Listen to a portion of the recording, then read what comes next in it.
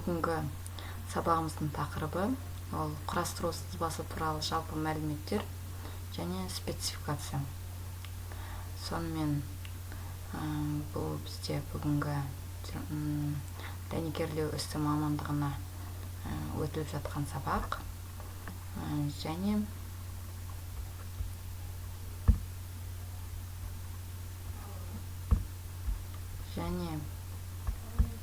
біздің мақсатымыз, яғни құрастыру сызбасын оқып, олардың сызбасын сызып үйрену және спецификацияны сызып үйрену. Міндетіміз құрастыру сызбасын жұмыс конструкторлық құжаттар дайындау кезінде техникалық немесе нобайлық жоба негізінде жасау. Сабағымыздың түрі тәжірибелік. Бүгінгі сабағымыздың тақырыбы ол геометрия, физика, сонымен қатар алгебра, сонымен механика, инженерлік сызба, инженер саласында қолданылатын сабақтармен тығыз байланысты. Ақ көңілді тілекпен, мейірімді жүрекпен сәлемдесіп алайық, бір жадырап қалайық деп. Сәлеметсіздер ме, құрметті білімгерлер? Жан-жақты білімді тексеріп кететін болсақ,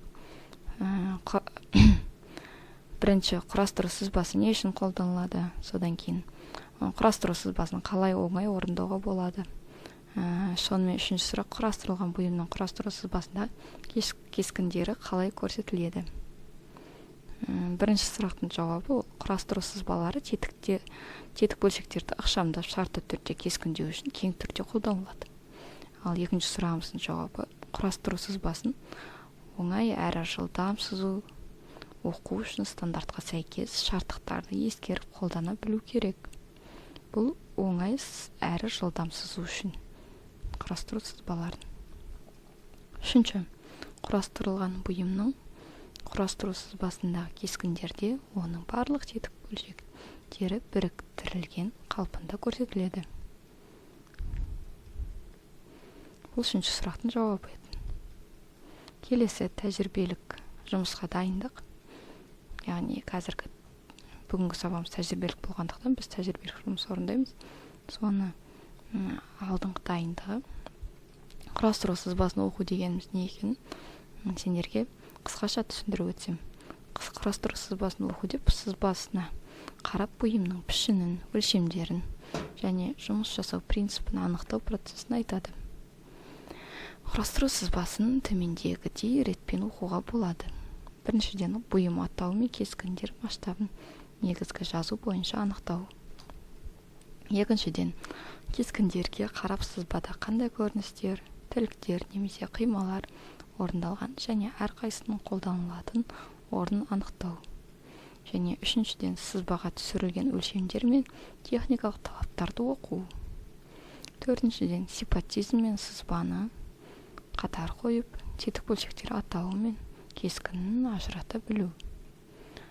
Бесінші, тетік бөлшектердің өзара қалай біріктірілгендігін, бұйымның жылжымалы бөліктері мен жұмыс кезінде қалай орын ауыстыратындығын айқындау.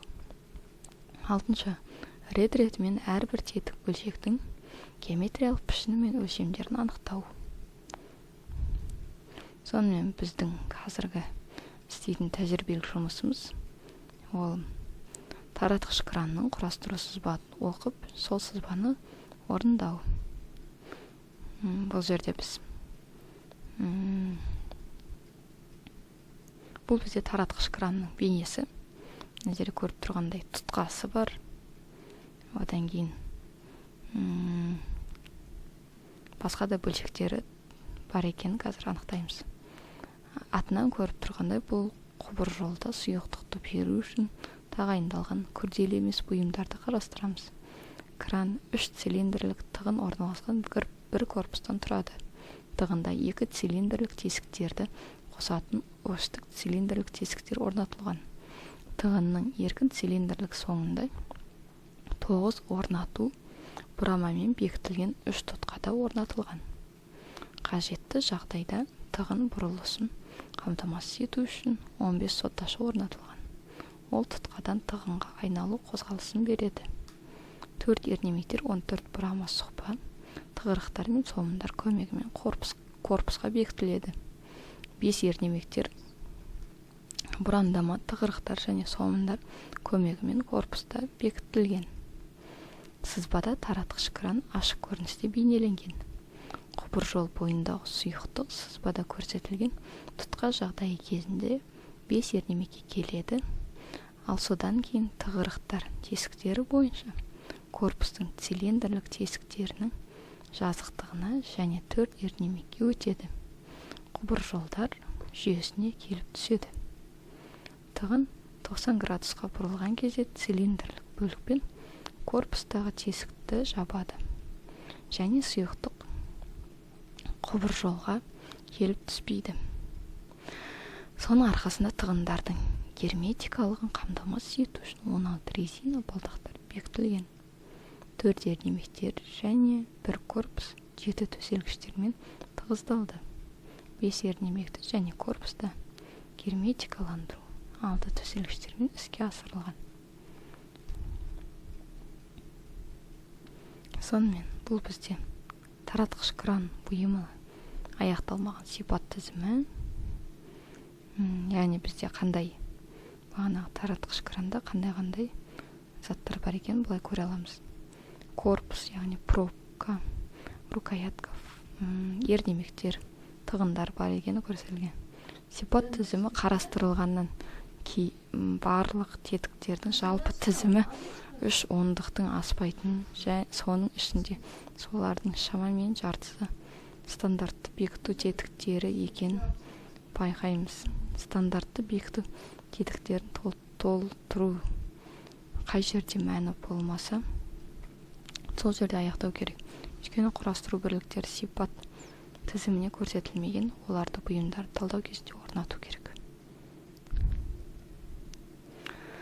Бұл бізде таратқыш кран сызбасын негізгі түрде бұл толық фронталь тілігі бар негізгі түр.